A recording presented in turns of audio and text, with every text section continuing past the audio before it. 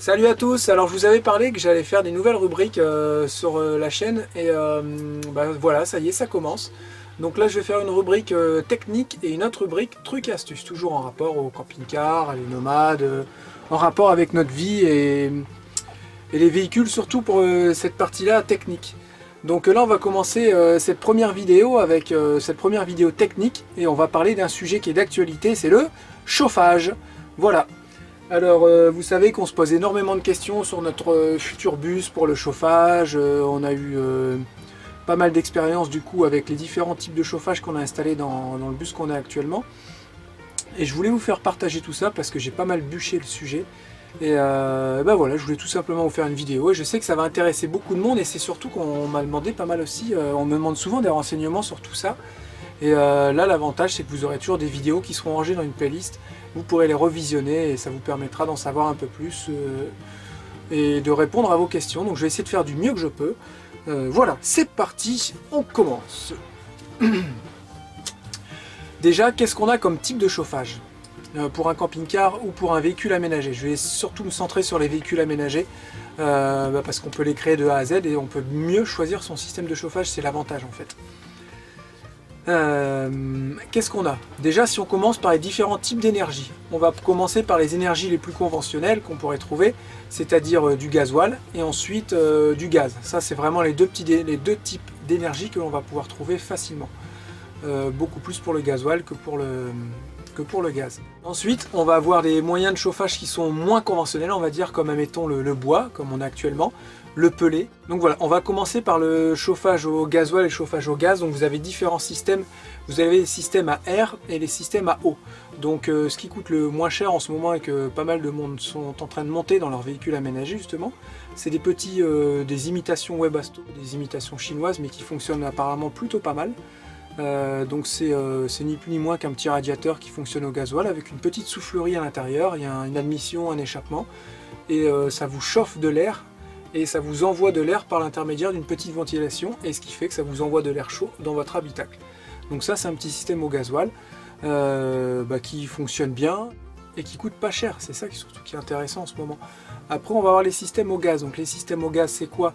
Ça peut être des radiateurs comme on a aussi dans le bus, parce que nous on a deux systèmes de chauffage dans le bus, on a gaz et bois.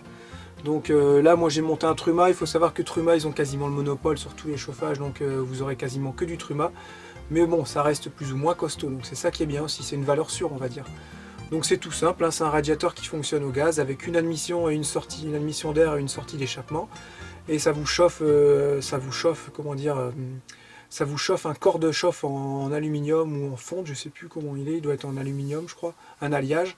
Et ça vous restitue la chaleur en radiant en fin de compte. Et vous pouvez aussi mettre derrière en option une soufflerie. Nous on a la soufflerie derrière qui nous permet de pouvoir pulser l'air dans tout le camping-car.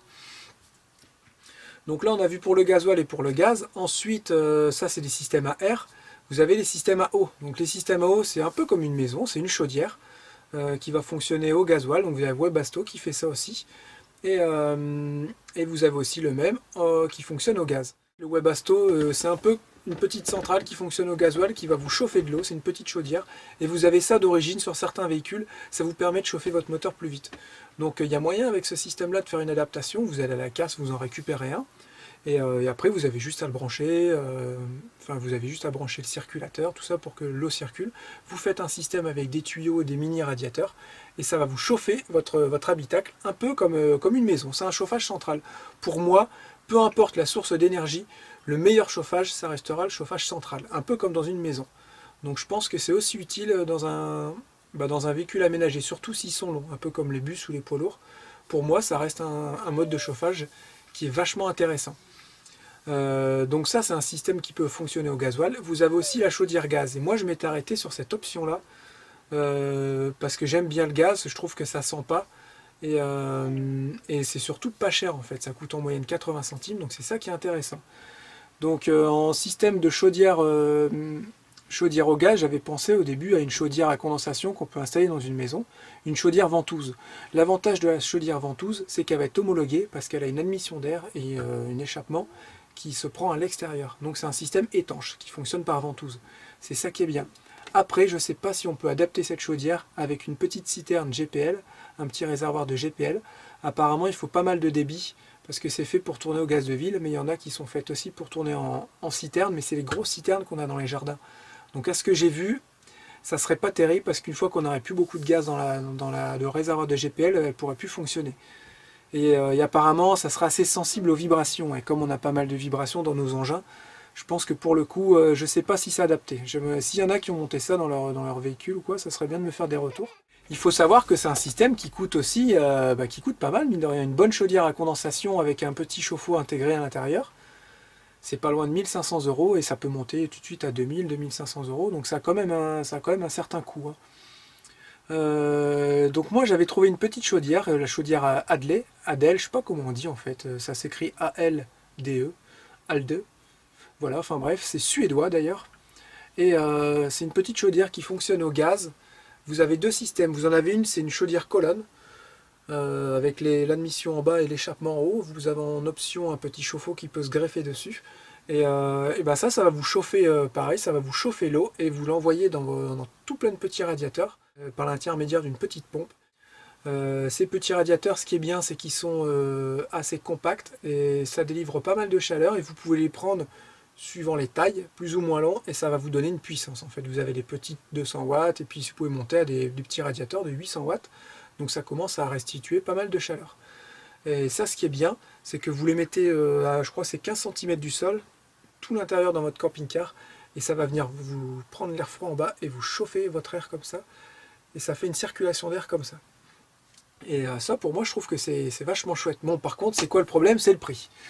J'ai regardé là, donc ça c'est la chaudière colonne et apparemment on peut plus trop la trouver. J'ai été sur le site du constructeur et il me parle que de la chaudière compacte. Donc après moi je pense que si j'aurais les moyens de monter ça, je mettrais la chaudière compacte parce qu'elle est vachement bien fichue. Donc c'est une chaudière qui vous chauffe l'eau bien entendu et en même temps vous avez un petit ballon à l'intérieur pour chauffer votre eau sanitaire en fait, pour chauffer l'eau pour la vaisselle, pour les douches, tout ça. C'est un petit ballon qui fait 10 litres. Donc c'est assez intéressant. Donc vous pouvez faire fonctionner si bien le chauffage ou si bien que le chauffe-eau, ou alors les deux en même temps. L'un ou l'autre séparément, ou alors les deux en même temps. C'est ça qui est assez intéressant. Le prix il est moins intéressant par contre, 1800 €. Et je suis en train de me renseigner, je ne sais pas s'ils nous donnent avec le circulateur. Je sais que l'échappement, tout ça, les tuyaux, c'est en plus, les tuyaux ventouses.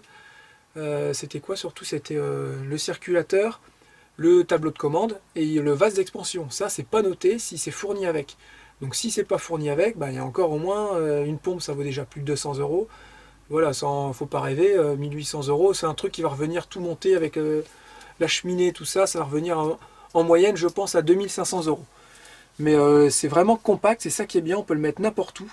Et c'est vraiment intéressant d'avoir le chauffe-eau, le chauffage, tout ça intégré en circuit séparé mais intégré. Et en plus, vous avez une petite résistance électrique qui est dans le chauffe-eau et une petite résistance électrique qui est dans le circuit de chauffage. Ce qui vous permet, quand vous êtes branché en 220, de faire fonctionner votre chauffage central grâce à l'électricité. Et vous avez votre chauffe-eau aussi qui fonctionne à l'électricité. Et ça, c'est plutôt pas mal. Qu'est-ce qu'on peut dire aussi en termes de consommation? Donc en termes de consommation, tout le monde dit ah, le gasoil. Le gasoil c'est bien, mais pour les petits volumes. Si vous avez un gros volume, vous allez consommer en gasoil. Il faut savoir aussi qu'un chauffage au gasoil, un Webasto, ça fait du bruit quand ça démarre. Ça demande pas mal d'énergie quand ça démarre. Il y a une petite bougie de préchauffage pour faire allumer le gasoil et tout. Donc au final, c'est un peu plus consommateur en énergie. Le gaz, l'avantage, c'est comme le gaz, il n'a pas besoin d'avoir une pompe pour circuler. Vous avez un petit bruit de pompe aussi sur un Webasto. Il faut le savoir, donc ça peut être gênant des fois. Le gaz, il arrive tout seul comme il est déjà sous pression. Donc il arrive tout seul et c'est ça qui est bien. Il vous faut juste une petite pompe pour faire le circulateur. Donc en termes de consommation, en fait, vous allez avoir pour moi la même consommation en gaz que en gasoil. Un chauffage au gasoil, ça peut consommer jusqu'à 60 centilitres pour un volume assez conséquent, pour un chauffage qui fait entre 3000 et 5000 watts. Une chaudière gaz, ça consomme 460 grammes à l'heure au maxi. Donc j'ai fait les conversions grammes, litres et tout, et ça fait quasiment pareil. Même si le gaz consomme un peu plus, vous le payez quand même 80 centimes le GPL, donc c'est plutôt intéressant je trouve. Ensuite, le gasoil, vous avez vu maintenant il est quasiment 1,40 €, donc 1,40 € c'est pas donné. Au final, le chauffage au gasoil, il se révèle assez consommateur. sauf dans les petits volumes. Là je suis entièrement d'accord, dans les petits volumes c'est valable. Voilà. Ensuite, est-ce qu'on peut parler d'avantages ou d'inconvénients? On va en parler un petit peu pour ces deux systèmes de chauffage. Vous avez aussi le radiateur au gaz. Donc ça, le radiateur au gaz, l'avantage, c'est qu'il n'a pas besoin de rien du tout pour fonctionner. Lui, il peut fonctionner en radiant. Si vous avez de l'énergie et que vous avez un ventilateur derrière, vous pouvez pulser un petit peu d'air pour réchauffer votre habitacle un peu plus vite. Il faut savoir que vous aurez une meilleure chaleur avec le radiant qu'avec la ventilation, parce que la ventilation, mécaniquement, elle refroidit plus ou moins l'air en fait. Elle refroidit l'air et au final, il va se mettre en route plus souvent. Vous allez consommer un tout petit peu plus de gaz, nous on a fait l'expérience, alors qu'en radiant il chauffe beaucoup plus fort et il s'allume beaucoup moins souvent. Peut-être parce qu'aussi, du coup, il a sa température autour de lui, il croit qu'il est bien et du coup il se met en route moins souvent et vous avez plus de points froids dans votre habitacle. C'est ce qu'on a remarqué avec ce système-là. C'est un problème que vous n'aurez pas avec le chauffage central. Donc c'est ça qui est l'avantage. Moi, je pense vraiment que c'est ce qu'il y a de mieux comme chauffage. Donc cette petite chaudière Adel, l'avantage, c'est qu'il y a tout qui est intégré dedans et ça vous simplifie les branchements électriques, les branchements de plomberie. Ça vous simplifie énormément de choses et vous avez vraiment qu'un seul boîtier qui prend pas beaucoup de place. Et ça, je trouve que c'est un très très gros avantage. Ensuite, le problème du gaz, ce qui a forcément des inconvénients, c'est que le GPL, on ne trouve pas partout. Là, en ce moment, on est en Finlande, il n'y a pas de GPL. Ça n'existe pas. Apparemment, ça a été interdit, je ne sais pas. Enfin, il n'y a pas moyen de recharger en GPL, c'est pas possible. Donc, à savoir. Et ensuite, une citerne GPL, ça prend beaucoup plus de place qu'un réservoir de gasoil. Après, l'avantage du chauffage central, on a une chaleur qui est beaucoup plus agréable. Moi, j'ai mon frangin qui a ce système-là dans son camping-car. Il a une petite chaudière colonne, une chaudière Adel en colonne. C'est vraiment con à dire ce nom, ils auraient pu trouver un autre nom, n'empêche. Adel, je vais dire Adel, tiens, allez hop, ça sera Adel. Donc lui, il a une petite chaudière Adel dans son camping-car et ça fonctionne super bien. Il a vraiment une chaleur, ça met beaucoup plus de temps à chauffer, mais il a vraiment une chaleur homogène dans tout le camping-car et comme c'est bien fichu, ils ont mis les radiateurs sous les fenêtres comme dans les maisons, et ce qui fait que ça fait une barrière d'air chaud sur les côtés des fenêtres. En fait, on a une chaleur qui est vraiment homogène dans tout le camping-car. Donc voilà ce que je peux vous dire sur ces deux types de chauffage. J'ai peut-être oublié certaines choses, c'est pas évident, il faudrait que je fasse une vidéo d'1 heure pour vraiment tout bien expliquer. Mais voilà, sachez que chauffage au gasoil, vous avez à air et à eau. Chauffage au gaz, vous avez à air et à eau. Et je vous ai expliqué les avantages et les inconvénients du système à air et du système à eau. Le gros avantage du système à air, c'est que c'est simple d'installation. Vous avez vraiment une gaine à mettre et 2-3 bouches d'aération. Par contre, ça va être un peu plus consommateur en énergie et un peu plus bruyant. Et moins homogène surtout. Et sur la chaudière, vous aurez l'avantage d'avoir une chaleur beaucoup plus homogène. Par contre, mis à part la consommation, mis à part pour le GPL, une chaudière n'a pas trop d'inconvénients. Si, il y a un gros inconvénient, c'est le prix. Elle coûte 5 à 6 fois plus cher. Et vous êtes obligé de mettre des petits tuyaux, des raccords, des petits radiateurs, un circulateur. Donc tout ça, c'est un système qui finalement est plus ou moins assez long à monter et assez complexe. Mais au final, une fois que c'est monté, vous êtes vraiment tranquille et vous avez une chaleur qui est extra, quoi. C'est vraiment une chaleur qui est très appréciable, surtout en hiver et surtout dans un habitat mobile. Donc voilà ce que je peux dire sur ces deux systèmes de chauffage.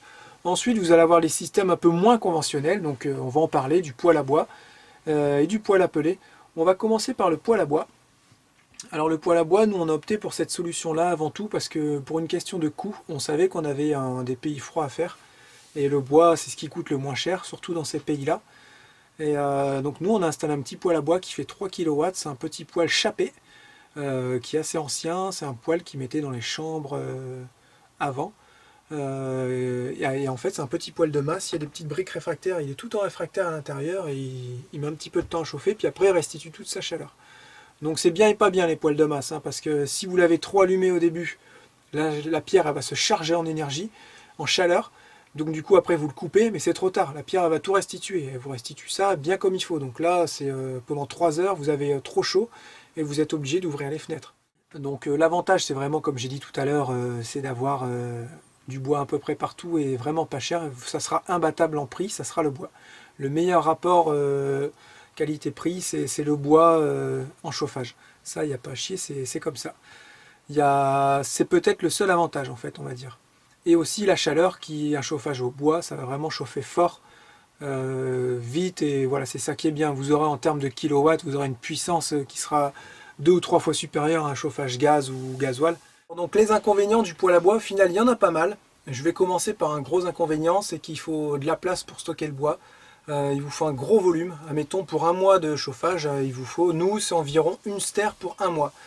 Avec un froid qui est acceptable. Pas si c'est du -10, -15 tout le temps, vous allez tenir 3 semaines. Donc on va parler aussi des inconvénients pour le poêle à bois, et au final il y en a pas mal je trouve. Déjà c'est le stockage.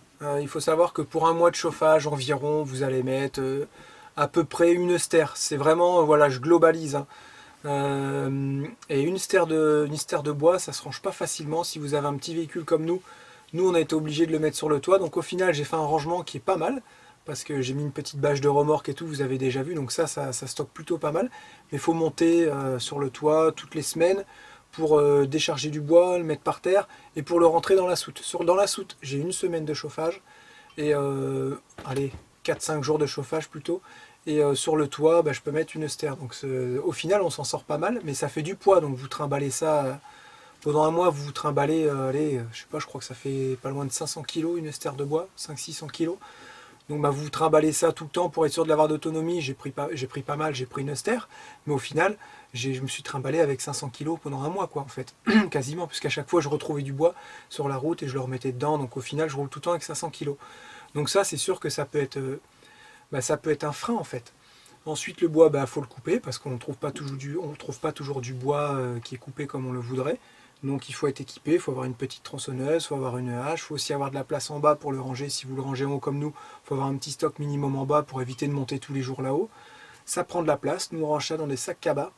On a du petit bois, on a du gros bois, donc tout ça, ça prend de la place. Le poêle à bois par lui-même prend de la place aussi. Et en plus, comme il chauffe vachement fort sur les côtés, il faut absolument laisser un espace de sécurité partout. Donc tout ça, cet espace, vous ne pourrez pas vous en servir. Et l'espace dans un petit volume, c'est très utile. Donc nous on s'en est rendu compte aussi, c'est qu'on a vraiment perdu en espace avec le poêle à bois. L'autre inconvénient, c'est qu'il faut faire un gros trou dans votre bus ou dans votre camion pour sortir le conduit d'échappement. Ça fait une grosse fumée, enfin vous voyez, comme une maison, et c'est pas, on va dire que c'est pas agréable, il faut ramoner, il y a le cendrier à vider. Et moi, avant j'étais vraiment emballé par le bois, et je le suis de moins en moins. Il y a aussi un très gros avantage que j'ai oublié de vous dire, c'est si vous avez un petit poêle à bois, il ne va pas tenir la nuit forcément. À moins de mettre des briques de charbon, tout ça, mais là vous lancez encore dans un truc. Il faudra avoir du bois, il faudra avoir du charbon pour la nuit. Franchement, honnêtement, après on s'en sort plus, quoi. À moins que vous arrivez à vous lever 3 fois dans la nuit ou 2 fois dans la nuit. Moi, ça c'est un truc que je supporte plus, j'arrive à me lever. Mais non, moi la nuit c'est fait pour dormir, pour me reposer. Et j'en ai de plus en plus marre du poêle à bois, en fait, on va dire. Donc par contre, vous avez une chaleur qui est impressionnante, hein, faut le dire. Il fait chaud, et même des fois trop chaud. Il peut faire 30. On est monté des fois à 34 degrés, nous, dans le bus avec le poêle à bois, avec les fenêtres ouvertes, hein. De temps en temps, vous avez des soucis de dépression aussi. Et il a du mal à tirer, il a du mal à s'allumer. Donc vous avez des reflux qui arrivent dans le bus. Donc vous êtes obligé de tout ouvrir parce que ça pue. En plus, il fait froid, donc on est en courant d'air. Voilà, tout ça, au final, je trouve que le poêle à bois, il a beaucoup d'inconvénients. Si ce n'est que l'avantage qu'il soit pas cher, je suis prêt à mettre plus cher en chauffage, mais vraiment avoir un plus gros confort d'utilisation au quotidien, en fait, surtout qu'on vit dedans tous les jours. Donc voilà, moi le poêle à bois, c'est fini. Je n'en monterai plus de toute façon. Ensuite, on peut parler du poêle à peler. Le poêle à peler, il faut savoir que c'était notre première option quand on a acheté Flash, quand on était en train de l'aménager. On a dit tiens, on va monter un poêle à peler. On n'avait pas encore acheté le poêle à gaz, le chauffage au gaz. On avait acheté un poêle à peler, environ 1700 €. Il était bien, c'était un poêle à peler de bonne marque, je ne sais plus la marque. Et c'était un italien, je crois, un poêle italien. On l'avait monté en 220. Comme on n'avait pas encore les batteries, le système et tout, on commençait à vivre dedans et tout. Et on s'est rendu compte qu'il faisait beaucoup trop de lumière déjà. Quand la flamme s'allumait, ça faisait de la lumière. Et le bruit de la ventilation, c'était juste infect. Et on l'avait réglé aussi pour qu'il puisse s'éteindre et se rallumer automatiquement. Parce qu'un poêle à peler, s'il tourne, il ne peut pas tourner tout doucement. Il a un minimum. Et au minimum, il est développé, je crois, 2 ou 3 000 watts. Alors 2 ou 3 000 watts, c'est énorme dans un véhicule mobile. Donc au final, en mi-saison, quand il faisait pas très, très froid, on avait trop chaud. Et c'est pareil, on ouvrait tout. Alors lui, il se coupait, il se rallumait, il se coupait, il se rallumait. Il faut savoir que quand il s'allume, ça fait vachement de bruit. Vous avez la ventilation qui se met à souffler. Nous, on était là en train de dormir. Avec Charles, je disais non, mais j'en peux plus. Donc ça n'a pas du tout fonctionné. La lumière, la ventilation, les bruits des granulés qui tombent. Et aussi on devait tamiser parce qu'il y avait une vis sans fin. Si on tamisait pas le granulé, ça faisait du bruit. Oui, oui, ça faisait du bruit. C'était assez pénible. Et il fallait aussi de la place dans les soudes pour les granulés. Il fallait un tamis, il fallait une boîte pour ranger le granulé dedans et tout.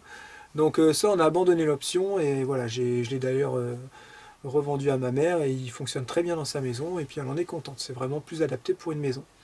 On m'a parlé d'un poêle à bois granulé, d'ailleurs c'est quelqu'un qui m'en a parlé sur la chaîne, et d'ailleurs je le remercie parce que j'ai été me renseigner.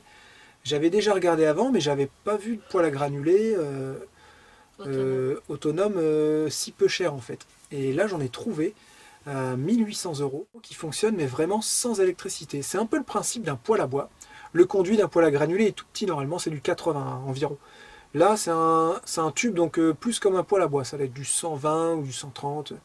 Ou du 150 peut-être bien, j'ai pas regardé la dimension du tube d'évacuation des fumées. Et en fait, ça tombe dans une trémie par gravité. Vous avez un petit tiroir, vous avez une petite poignée pour ouvrir et ça tombe tout doucement dans le cendrier. Puis au final, vous mettez un allume-feu, vous l'allumez et au final, ça se consume tout doucement et au fur et à mesure, vous avez les granulés qui tombent tout doucement. Le système me paraît vraiment super chouette. Pour moi, c'est bien fichu quand même. Franchement, c'est vraiment bien fichu. Après reste à voir le système, pareil, le minimum c'est 2500 watts. On ne peut pas le faire tourner limite à 500 watts parce que ça risquerait de s'éteindre. Donc vous allez avoir au minimum un chauffage qui tourne à 2500 watts et en mi-saison vous allez crever de chaud. Ça c'est le problème, voilà. Il faut savoir que les problèmes à granulés, du coup, qu'ils soient avec électricité ou sans électricité, vous allez avoir ce problème. C'est un petit peu gênant.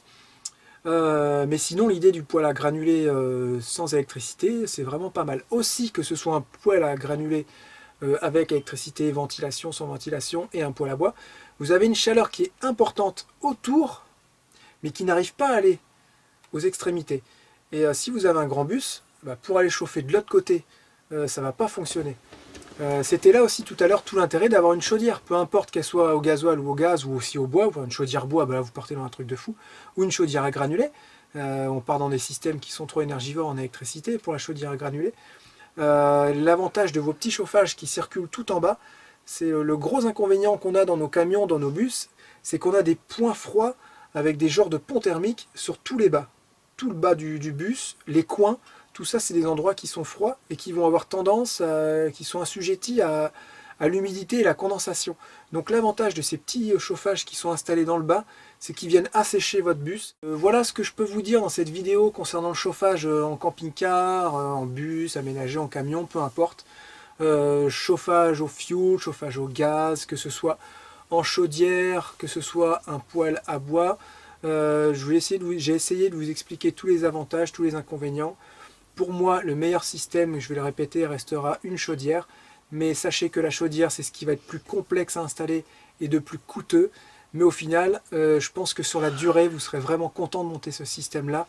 Et vous aurez un confort que vous n'aurez jamais avec les autres modes de chauffage. Vous allez avoir un air qui va être beaucoup plus sain. C'est ça que je voulais dire tout à l'heure. Vous allez avoir vraiment ça va assainir votre véhicule. Et ça, c'est très important. On n'a pas une masse, admettons, comme une maison avec des briques. On n'a pas la même isolation. Donc on a vachement des variations de température. On peut être, je sais pas, on peut être à 10 degrés à l'extérieur et descendre en pleine nuit à 0. Donc forcément, on a des variations de température. Et ça, sur les parois, ça joue vachement. Et pour régler ces problèmes de variation, donc quand on a ces problèmes de variation, on a de l'humidité, la condensation qui arrive, ça, c'est inévitable. En plus, on a de l'humidité à l'intérieur, parce qu'on rejette de l'humidité quand on vit, quand on respire, tout ça. Surtout quand on est une famille comme nous, on rejette pas mal d'humidité. Et donc au final, ce système de chauffage central, ça assainit votre maison, ça la sèche, et ça c'est vraiment très important dans un véhicule mobile. Essayez de vous donner un prix, normalement je ne serai pas loin du but. Si vous voulez installer un système tout simple, Webasto avec ventilation, comptez moins de 500 €, même avec les gaines, tout ce qu'il faut. Si vous voulez monter un système de radiateur au gaz, Truma, comptez, parce qu'il faut acheter le radiateur, il faut acheter la façade et le ventilateur. Comptez en moyenne 1000 à... Nous on en a eu pour 1200 € avec la ventilation. Pour une chaudière, tout compris, que vous bricolez vous-même en Webasto qui marche au gasoil, en système de chaudière avec des petits radiateurs de maison, du PER ou du multicouche que vraiment vous bricolez vous-même pour réduire les coûts, ça vous pouvez vous en tirer pour un petit billet de 1000 €, tout compris. Ensuite, si vous montez la chaudière que je vous ai dit tout à l'heure, qui est vraiment adaptée pour le camping-car, la chaudière au gaz Adel, avec tous les petits radiateurs, panneaux de commande, tout ça, tout intégré, sachant que vous aurez le chauffe-eau en plus, donc vous n'aurez pas à le compter dans vos frais, on va dire, pour l'aménagement, vu qu'elle est intégrée dedans, ça c'est bien. Je pense qu'on va s'en tirer pour un billet de, au minimum, 3000 à 3500 €. Et si vraiment vous faites une belle installation, tout compris, vraiment ça bien, on peut s'approcher des 4000 € facile. Le poêle à bois, vous allez vous en tirer, un poêle à bois ça vaut 80 € sur internet d'occasion, si vous l'achetez neuf ça peut valoir 300-400 €, ça vaut rien. Les tubes, allez, à moins de 500 €, vous pouvez avoir un système de poêle à bois, et si vous débrouillez bien, vous achetez tout d'occasion, à moins de 100 €, vous avez un système de poêle à bois. Donc c'est vrai que ça, le coût, vous allez dire, entre 4000 € et 100 €, il y a vraiment une grosse différence en fait.